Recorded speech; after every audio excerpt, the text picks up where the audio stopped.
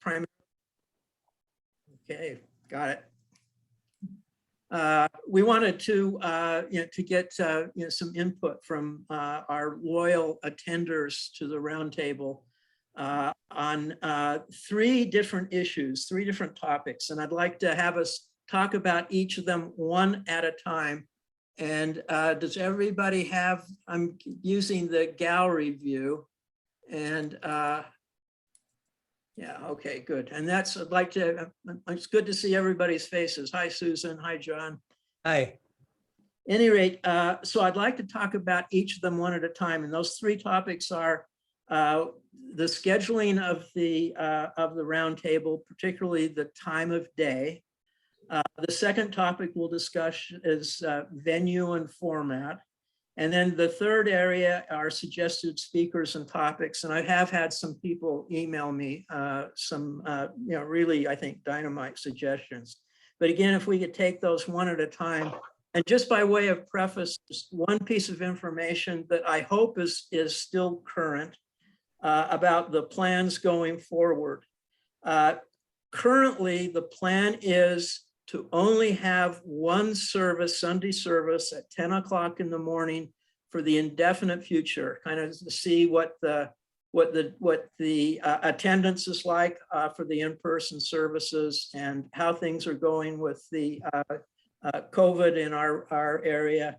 And then eventually, I think the plan is to resume the 2 service Sunday mornings, but we don't know when that may be. It could be real soon. It looked like there was a real good crowd there today.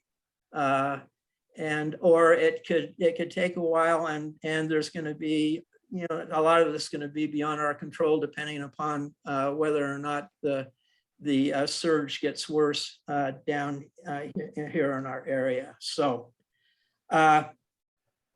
let's start by getting people's ideas about what time of the day on Sunday we should continue to have the service. And what I'd like to do is, if you don't mind, I'm just going to go around by the people on my screen in the order I have them, and ask them for their input, and we'll just on, again, one topic at a time. So Tom and Joan, do you have any suggestions about the time?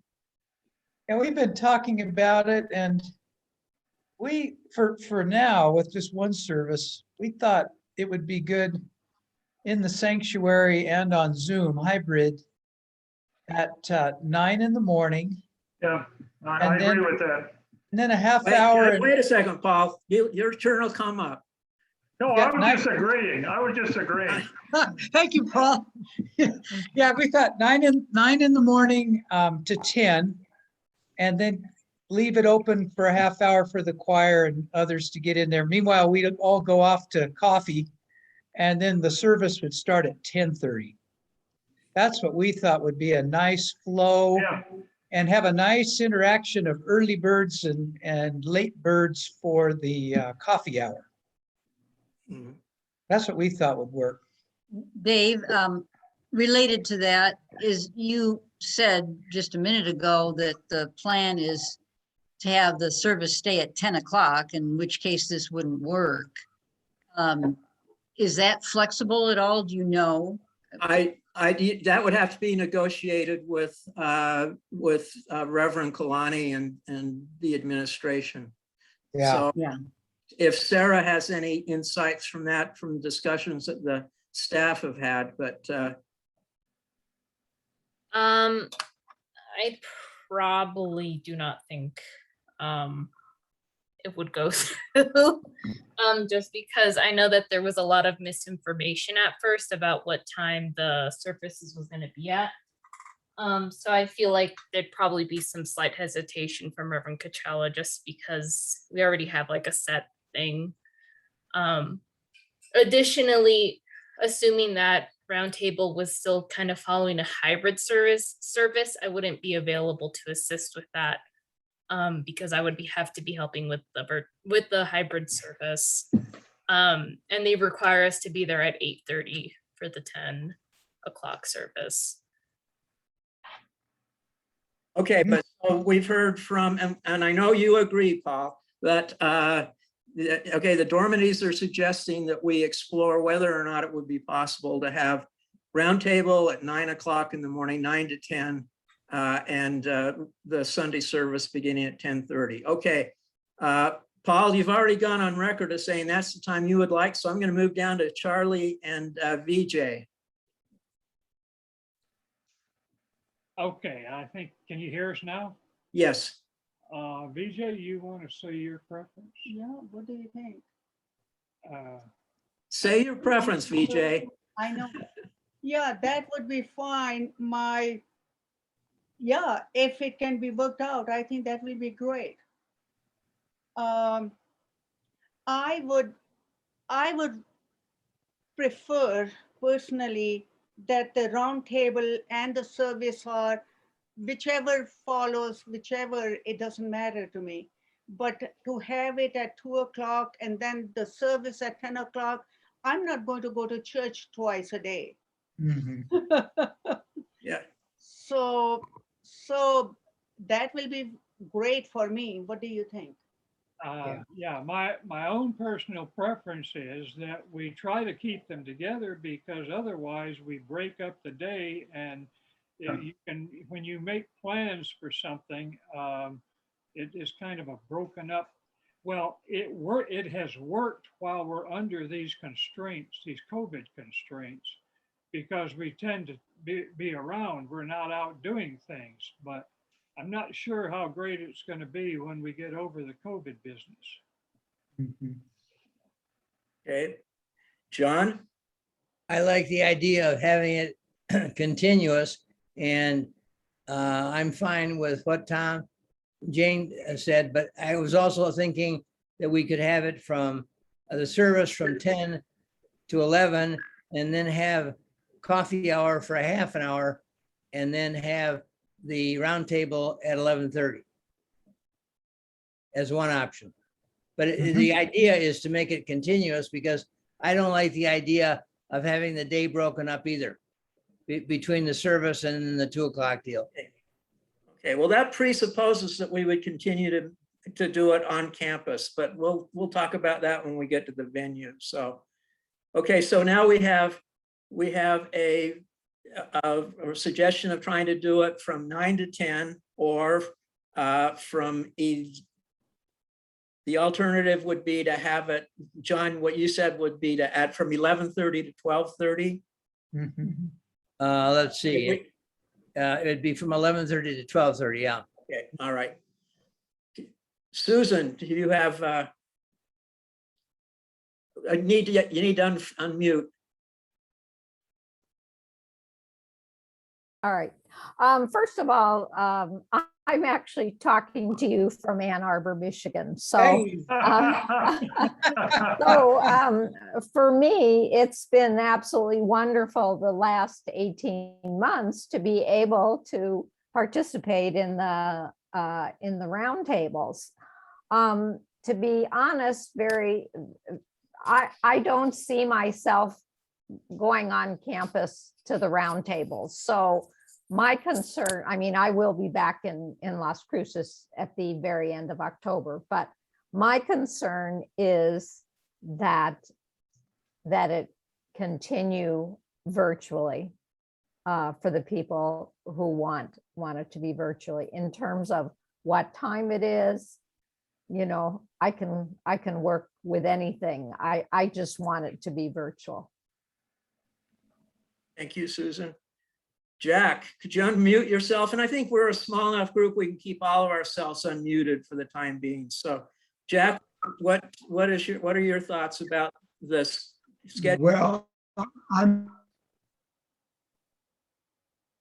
very hesitant about going back on campus for person-to-person meetings. And I think Yale is in the same situation. I mean, we're fully vaccinated, but I don't know if you heard that our boxing champion, De La Hoya, who was a fully breaking up, Jack. I don't know. vaccinated. He's now in the Memorial Medical Center with COVID. And here's a man in top physical condition. Here's the devil out of me about meeting with people. Okay, so you're. Well, And can that- you hear me okay?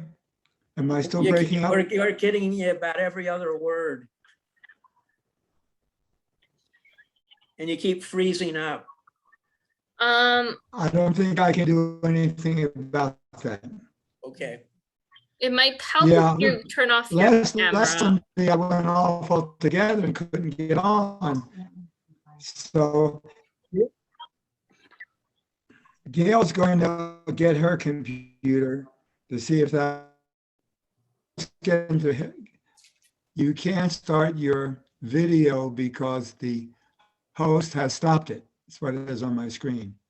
You cannot start your video because, well, I don't want my video. Can you Yeah, hear me? You're coming through Gail better went now. to set up her Yeah. computer Yeah, it's better to without see the if it was video. better. Okay. So what we're hearing you say, Jack, is that Well- you prefer meeting off campus, having the option of meeting off campus. And we'll get to that in just a minute. And Yes, have a preference yes, as to yes. time. Well, I have no preference as to time. Okay. Dave Rice, could you unmute and share your thoughts about the time schedule? Yeah, I'm in a situation where my wife and I attend the service together. But normally she would not attend the roundtables. That's not something she's found to be that interesting. And so it's more convenient for us to have a service and then, go home or go elsewhere and then rejoin virtually, for example.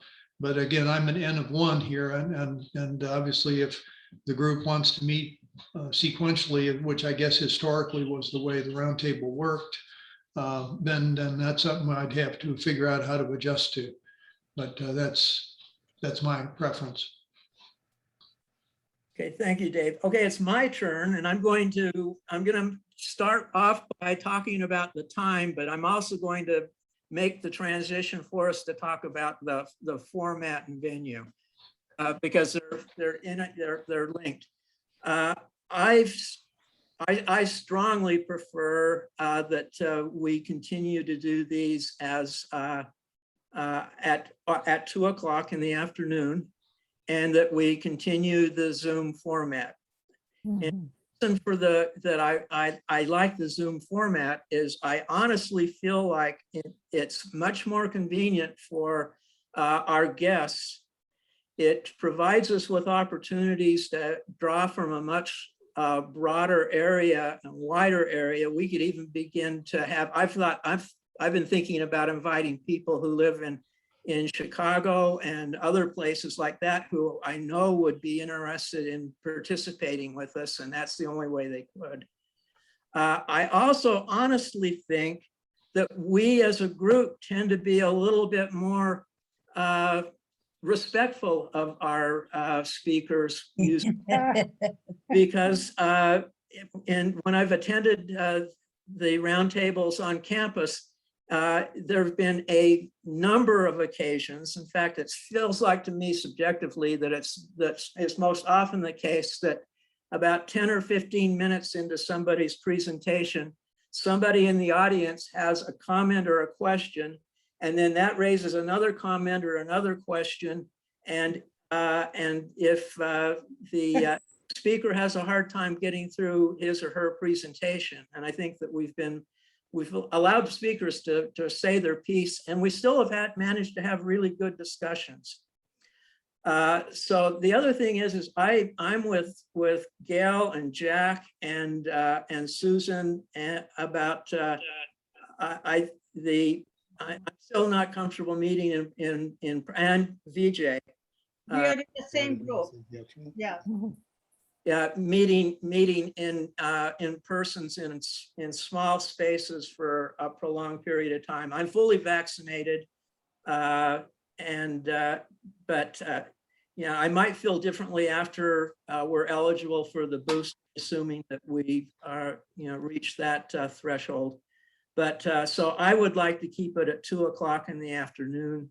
And I would also like to keep it as a Zoom meeting. So, I agree. Tom and Joan, Yeah, well, I guess we're working under the assumption that we would have a live or hybrid presentation, but we've enjoyed the Zoom 2 o'clocks. And we would be okay with that too, with staying on Zoom at 2 o'clock.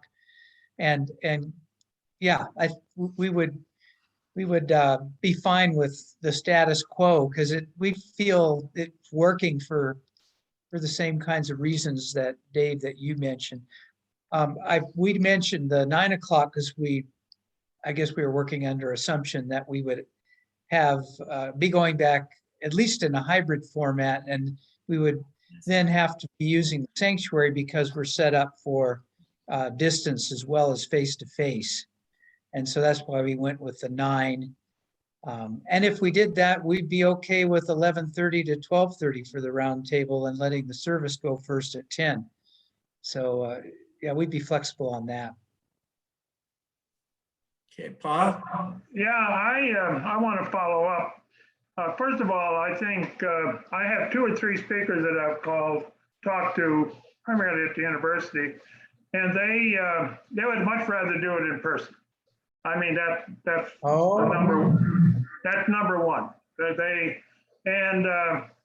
We have issues though with virtual too, Dave. We get some speakers that go on and on and on and on and on.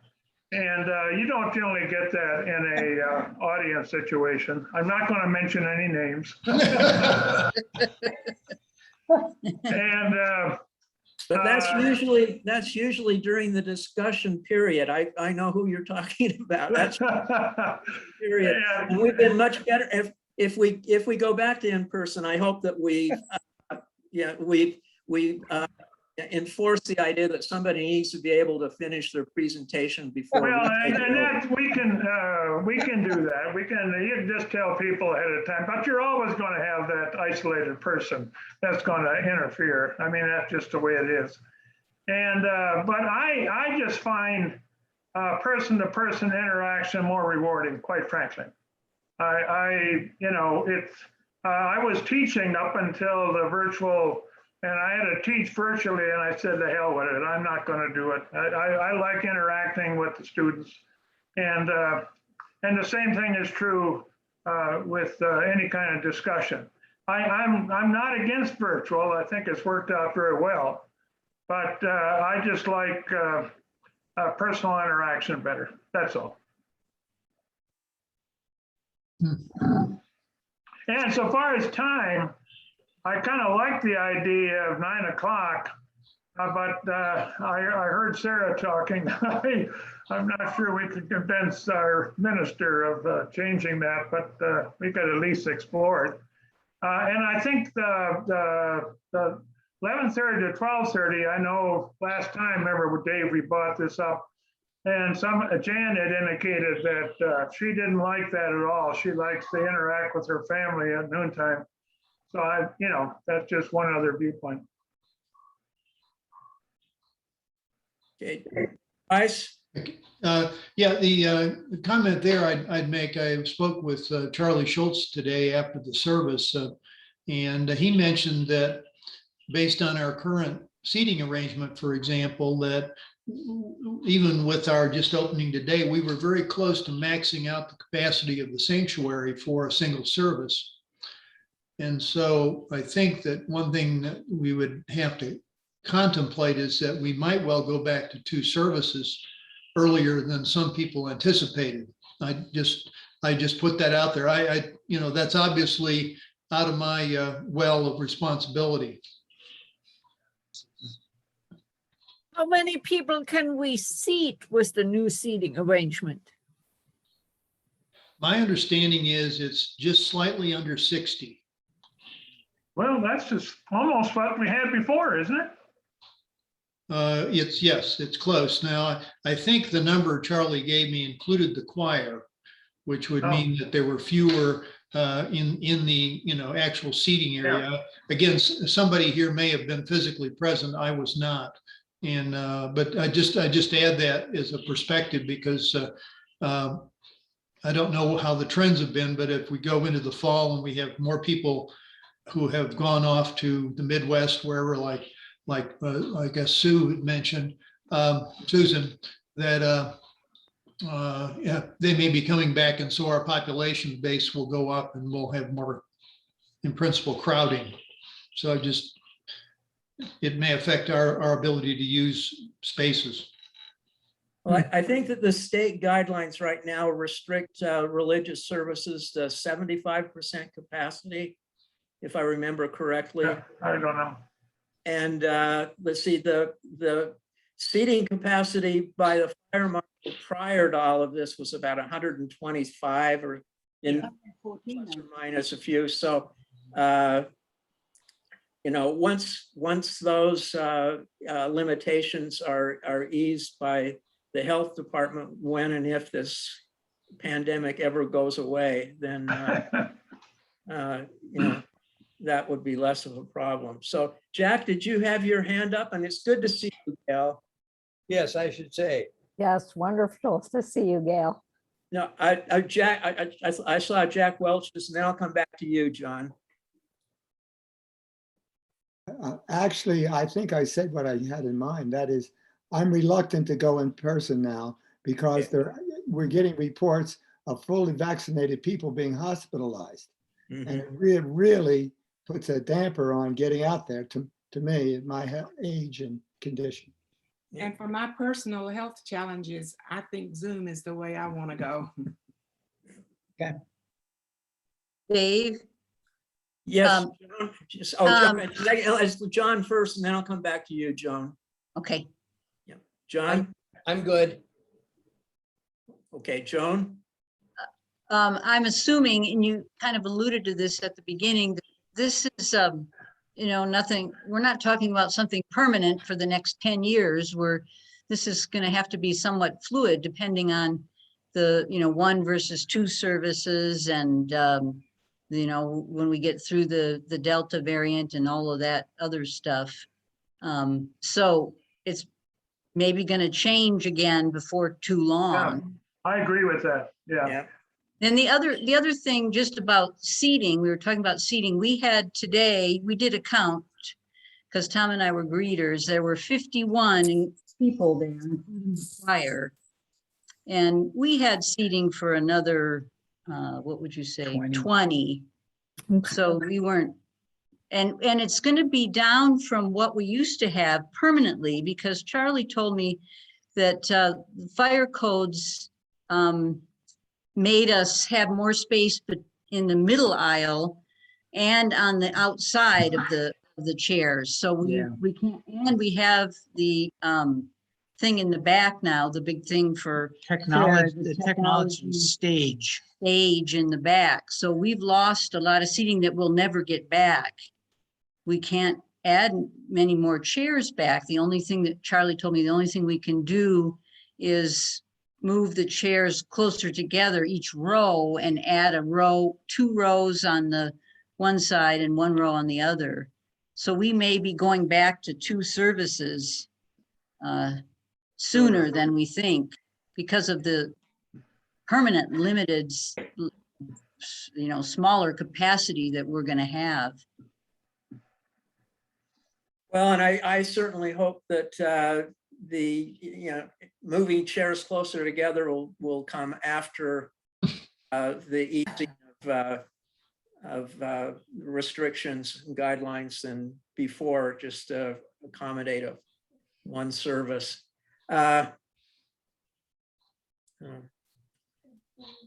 Anyway, I just wanted to throw all that out there, just in our thinking.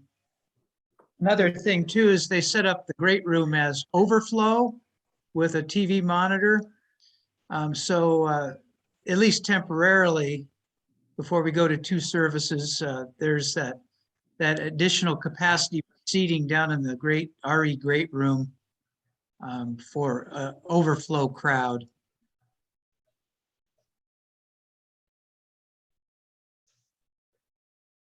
So Annetta, you've got your hand symbol up.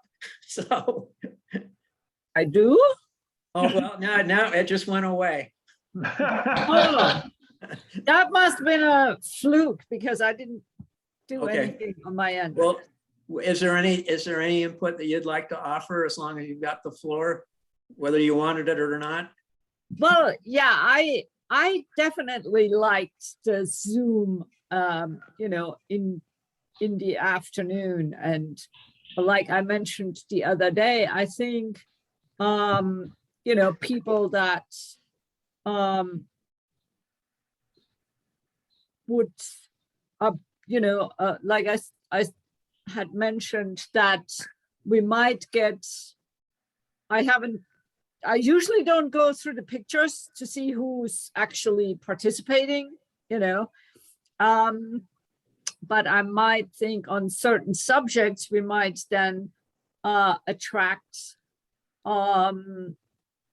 older RE youth to a round table. And they can't show up if it's at the same time as their presentation. And the people that work at RE can't come to a round table if it happens at the same time. So, they would miss one if it's scheduled at the same time. And then, of course, if we go to two services, if one service is scheduled at the same time, then people are forced to go to an earlier service if it's or choose between the two of them.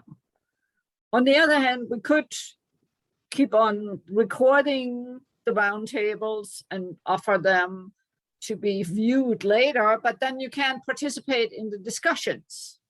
You can't just passively watch them and watch other people's discussions. That's less than ideal, for people that do want to be, in on discussing subjects.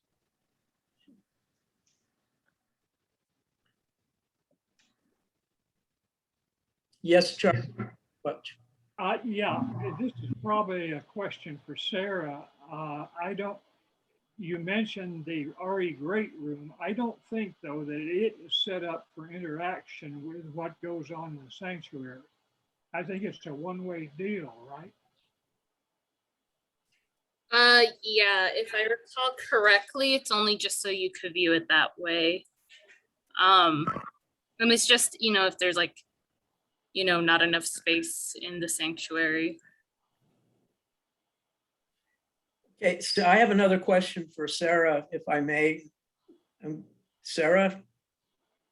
Sure.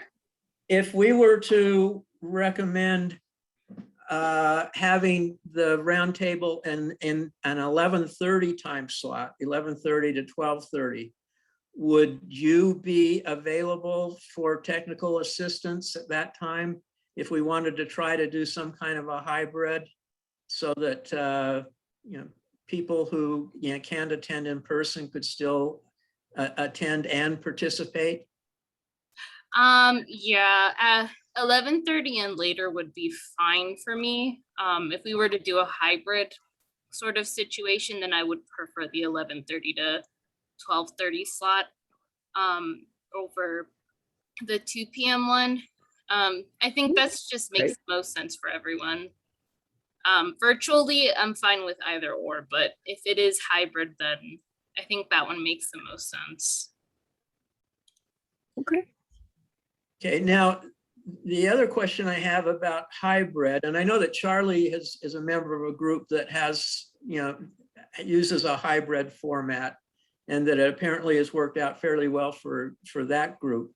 But the difficulty we had today, and I'm Sarah, you may have said that it was just a glitch that you guys already know how to fix, but how would people who are there in person hear comments or questions from somebody who's asking them from a distance?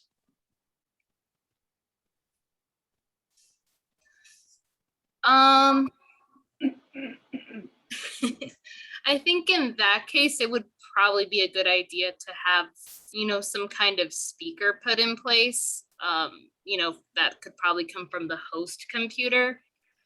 And that could easily be done. The issue with this morning was that there was a lot of pieces that came to that, that had to be transmitted from this sanctuary to Zoom and Zoom to the sanctuary, which is why we had some technical difficulties. But something like that would probably be fixed if we just had, a decent speaker for, people in the library, or I don't really know where you plan to hold the in-person roundtables. But if you did have a speaker like that, it would probably be easier. And if you were worried about feedback, you could probably get a microphone for that, just for any responses. That's probably the easiest way to do it. Okay, thank you. Well, the other thing that we would need to consider is how the moderator could be monitoring the people who are participating at a distance, so that they would know that if there was a hand up. Do you foresee, how are they doing that today, Sarah? Did Maggie Locatelli have access to the people who were attending by Zoom, so that she could see if there was, for example, a visitor who wanted to introduce him or herself? So for starters, I actually had joined from my phone for the virtual worship. So I was managing, letting people in, kind of giving feedback to people through my phone while I was managing the in-person service through the laptop. So that could be easily done. The second thing with Maggie, the plan was to kind of have something come out through the speaker, but as you notice, we had some technical difficulties with that, which had to do with just how much stuff was probably connected. So if we were able to just do that, that would probably just be fine. I'm not sure that I'm understanding. I'm so far on the wrong side of the digital divide, Sarah, that it's probably even worthless to try to talk to me, but maybe you could try to explain that one more time. Again, the issue is if we're trying to do a hybrid, with a moderator or a speaker who is taking questions from people who are in the audience, which is easy because people are raising their hands or jumping up or down or whatever. And we also have somebody who's sitting at home like Tom Dormady, who always has brilliant things to say and great questions. And he's trying to get somebody to notice him. How do we make sure that that can happen so that there's a sort of a seamless flow between the on-campus and the off-campus people? Well, that's the thing. You could have it two ways. So you could have, a speaker or some sort connected to the computer. So that way, if someone has something to say, they can unmute themselves and then ask their question, and everyone should be able to hear them from it. The second option is you could have someone, I guess like me as the moderator, I could just ask, they could just type the question in the chat and I could just relay it that way. Those would be your two options. Whichever you're more comfortable with really just depends on how much technical stuff you want to add into it. Okay. Sarah, isn't there also on Zoom an option in the, I don't know if it's in the more section or the chat section, where you can put a little yellow hand up and that's telling the speaker that you have a question? So yes, that would be a way. Yeah, that would also be a way as well. The only thing that one that might come up is if the speaker isn't directly in front of the computer, which would probably require that, they wouldn't be able to see it. Now, if I was here, then I could just tell them someone raised their hand. I've got another hybrid question. I just raised my hand on my Yeah, There you No. go. We noticed. sorry, I accidentally muted you. You're muted, Dave. Dave's muted, yeah. Yeah, it was an accident. My bad. Good work, Sarah. Sorry about that. There's a lot of people on this call who would like to have that power. So, and hey, we're being great UUs in true UU fashion. There's about 13 or 14 of us on the call, and there's at least 15 or 16 opinions. So, so I saw somebody had a hand up that I got one. Tom has two now. I got, yeah, my question to Sarah is, let's say we do have a presenter who can't be there live, but can present on Zoom.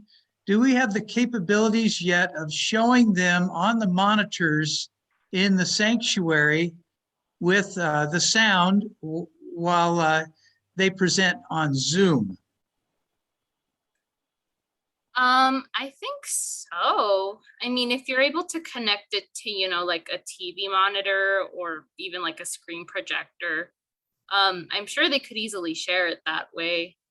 They would just need to kind of have, we would probably just need to have like one of those speakers in place just to make sure everybody can hear them. Since, laptop speakers are not particularly great. But if you were to have like a speaker like that, that would probably be an easy way to go about it.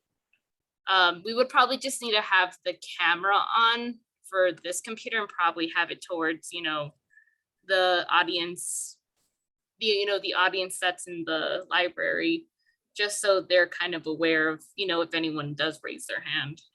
Ah, yes. Okay. Paul? Yeah, it all depends on whether you have a technical person that all this stuff can be coordinated.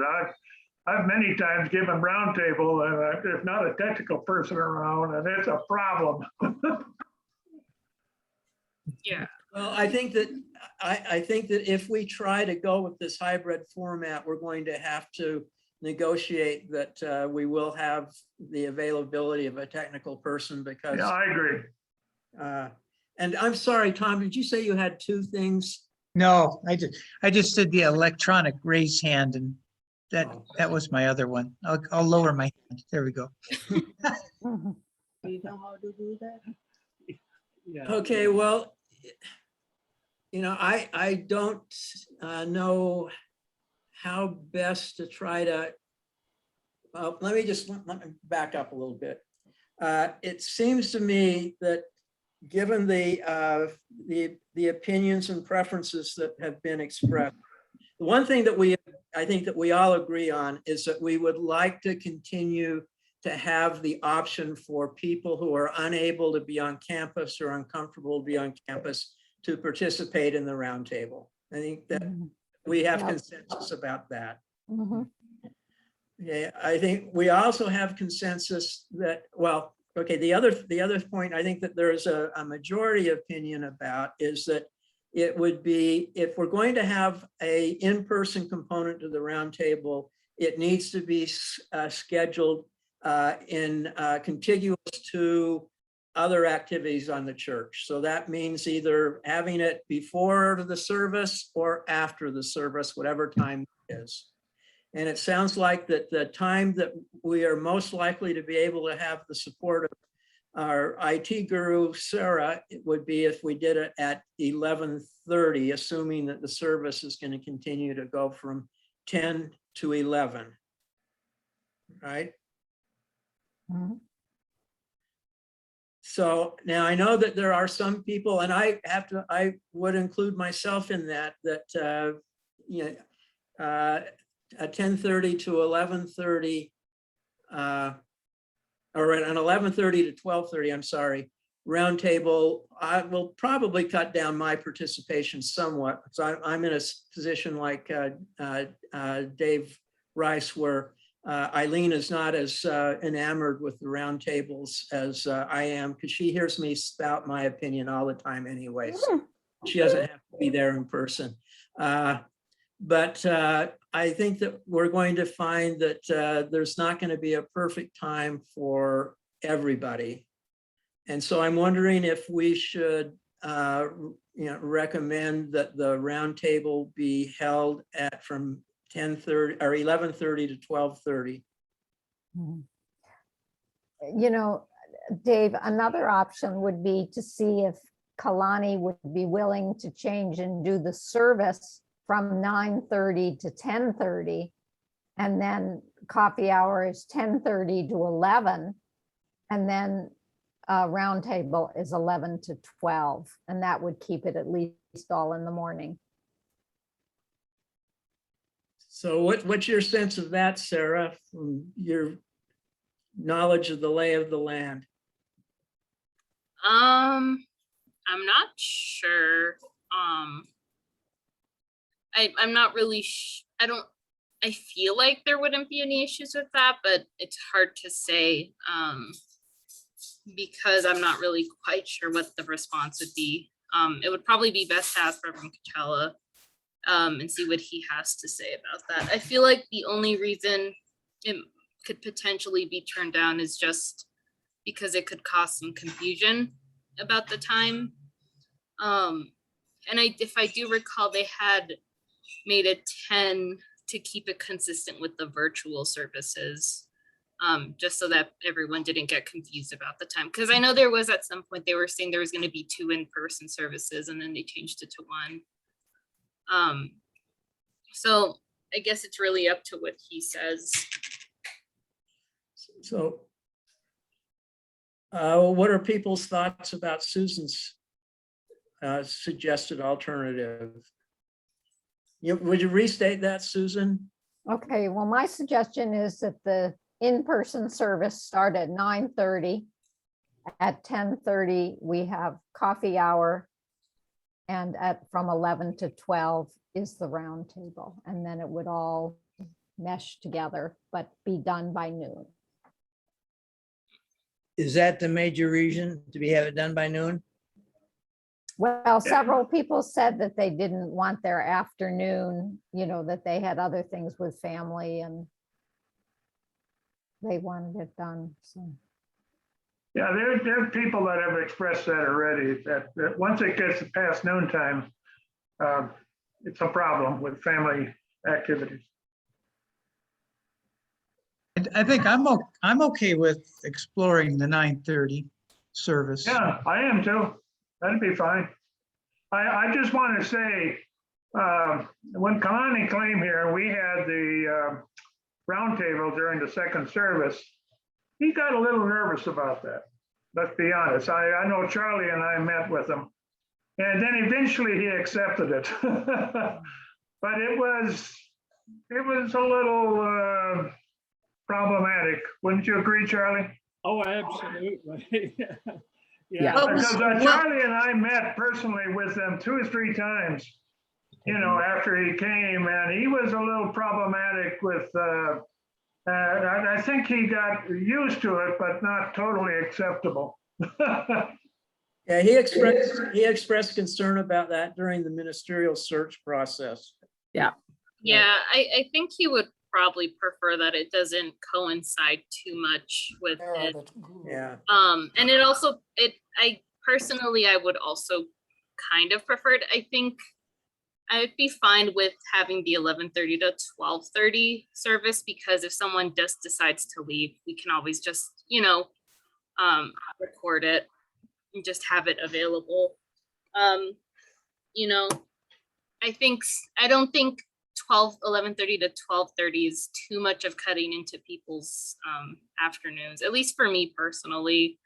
No, I'm just, a few just mentioned it. Maybe it wouldn't be a problem. I don't know. I think it would be better than, 2 to 3, because I do understand the kind of unhappiness with that, just because it is sort of in the middle of the day. But, following the service, maybe half an hour after it, I think that would be fine. I think my only concern is that it might just be a little too early for the 9:30 to 10:30. Yeah. Okay. Yes, Joan. If we were to do it the in-person roundtable, either before or after, either way, could we do it in the sanctuary? Can we do it in the sanctuary and then make it so we wouldn't have to, so because we've got all the equipment, correct me if I'm wrong, Sarah, but we would have all the equipment already there and kind of set up rather than having to move to the library or the great room. They're not set up for distance. Yeah. Yeah, I think that would be an option. It'd probably be better, but you know, just to be sure, just to be sure, it would probably be best to ask. I imagine you could though without too much issue, especially since it'd already be set up. Yeah, To me, it would seem to me, having been a service associate for a number of services, that it would be much better to have the roundtable following the service, because oftentimes before, there's the choir assembles before the service. right, yeah. The minister and the service associate may need to meet there. And so I think that if we decide to have it in the sanctuary to take advantage of the fact that the technology is there, that it would need to follow the last service of the day if there's two services. Yeah, I already had talked to Sherry about that, and that she says that would be better also. Okay. Dave Rice? Yeah, in that vein, as I understand it, and Charlie Schultz is the expert here, once the sanctuary is actually set up for audiovisual, and it currently is in the what you'd call the draft stage, the various speakers and everything, those were all temporary today. They're going to actually have a cordless mic, and they're going to have some other things that would make the transition easier than to have to reset all of the audiovisual stuff. I think it will be more flexible once it's really set up. Okay, so I think that we have another consensus.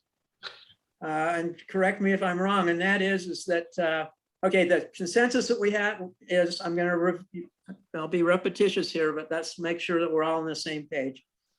We want to go with a hybrid format, person and remote. Right. We want that to be the meeting time to be contiguous with other church activities, so the service and a roundtable, and that we think that it would be much preferable to have the roundtable follow the final service of a Sunday morning. So those things we all have consensus on, right? Yes. Okay, so now with the issues that we have to maybe run by our minister is, one, whether he would be willing at some point. It may not happen right away. We may have to have an interim period where we do something differently, but we can check with him to see if he would be willing to hold the first, while we're doing one service, the first service from 9:30 to 10:30. If not, then we'll just have to plan the roundtable to go from 11:30 to 12:30. Right? Yeah. Right. Okay. Okay. Yep. All right. Well, is that agreeable to you, Paul and Charlie? Oh, yeah, that's fine. That's fine. Yes. Okay. We have a few minutes. Does anybody have any suggestions that they would like to make as to topics they'd like to hear about, or people they would like to hear from? And you always can feel free to email any of the three of us with these suggestions too. I got several from a couple of people over the week, and I'll discuss those with Charlie and Paul when we have our meeting later in the week. But any suggestions from the group here? Yeah, Jack. Can you hear me okay? Yes. A few weeks ago, there was an article in the Sun News about the Burrell College research that was going on there. And the vice president for research is actually the husband of a member of the church, Caprice Benoit, who joined just before the pandemic, her husband used to come to Roundtable, and he's the vice president for research. And I'm just putting it out there. Would there be interest? I'm not necessarily advocating it, but to hear about what's going on at the Burrell College, not only for research, but how are the graduates doing? One of the reasons they established it, the college, was to make more physicians available on the border. Are they accomplishing that? I think we've had 2 or 3 graduating class, and just find out what's going on. One graduating class so far. Say again, Dave. There's been one graduating class so far, I think. Oh, really? I thought there were more than that, but I could be wrong. Yeah, the second one is this year. Oh. Okay. But I personally think that's a good idea. So, John, Yeah. Oh, yeah, me too, me too. We had Mike Moorhead on and then a physician from there back a year or 2 ago, but follow-up would be great. John? Yes, I'd like to have the committee consider the possibility of having several sessions on the same topic, so you can kind of dig into it a little deeper. Huh. It might be climate change, it might be immigration, it might be some social justice issue, it might be an educational issue, but I think there are some organizations that rather than just having one session for one topic, have several sessions. Okay, a series, in other words. Yeah, that's a good idea. Okay. It is a good idea. Yeah, nice. Okay, thank you, John. So, and Jack, any other suggestions or recommendations? Yeah, Dave, right. Coming soon to our door, I guess the Afghan refugee thing is something that may be a timely thing in about a month. Once it gets sorted out a little bit, our church is not leading on that, but I think we could find someone who's involved in the resettlement effort locally here, if not nationally. El Barrio, yeah. El Caballo. Other suggestions? Change, that'd be good.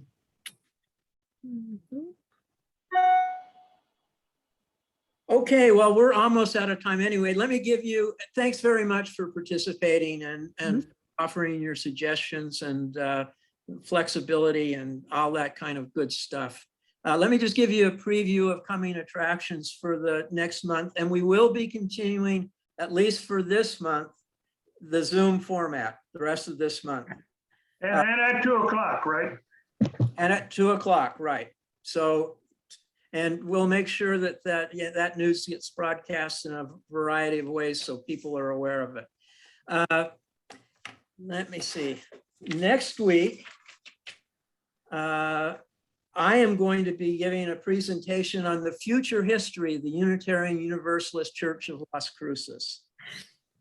And so that's the topic, and it's the subtitle of that is Reflections of a Former Nun, and nun spelled N-O-N-E, because the nuns are the fastest growing religious classification in the country right now. So, and what implications for our congregation as we move forward.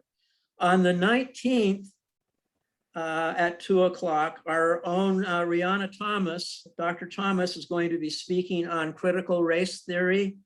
What is it, and should it be taught in the elementary school? So it's a very timely topic. And then on September 26th at 2 p.m., Dr. Mary Alice Scott, who is an applied medical anthropologist at NMSU, is going to be speaking on strategies to prepare community organizations to address health equity and health disparities. And she's an up-and-comer at NMSU and is doing a lot of good work. So those are the remaining topics for September. And again, they will all be at 2 o'clock and via Zoom. And stay tuned for more news about the scheduling and the time and the venue and format for other roundtable topics. Yes, Jack. I would like to thank the people who have been responsible for the roundtable each Sunday. We've had remarkable Yes. absolutely remarkable presentations. I was skeptical when we went to Zoom whether it would work or not, but it has, I don't think we've missed a beat. And thanks to you folks have done the background work to line up all of these speakers. Well, that's mainly Paul and Charlie. They're the ones who really deserve a big hand of applause for keeping us going during this down period. So. And Dave, thank you today. You did a wonderful job facilitating this meeting. I think it was great. Thank you. Thank you. Thank you. Thank you. Okay, All thanks, righty. everybody. I'm sorry, Paul, Charlie Welch has his hand up. Yeah, Dave, I think you would be the person I should contact for this person to present it on the Burrell College, right? On the what? On the Burrell College, the status and so forth? I would be happy to do that. Okay, so I can call you when we get done here then. Yeah, or we can talk about it. We can talk about it on Thursday. Our meeting on Thursday. Oh, that's right. Very good. We'll do that. Okay, we can coordinate then. Okay. All right. Again, thanks everybody for participating. Enjoy the best rest of your weekend and stay safe and healthy. Thank you. You too. Bye, everybody. Thank you for coming, Bye-bye. everyone. Have a great Bye. afternoon. Thanks, For Sarah. joining us, Susan. It'll be good to see you out here in the great Southwest. Well, thank you.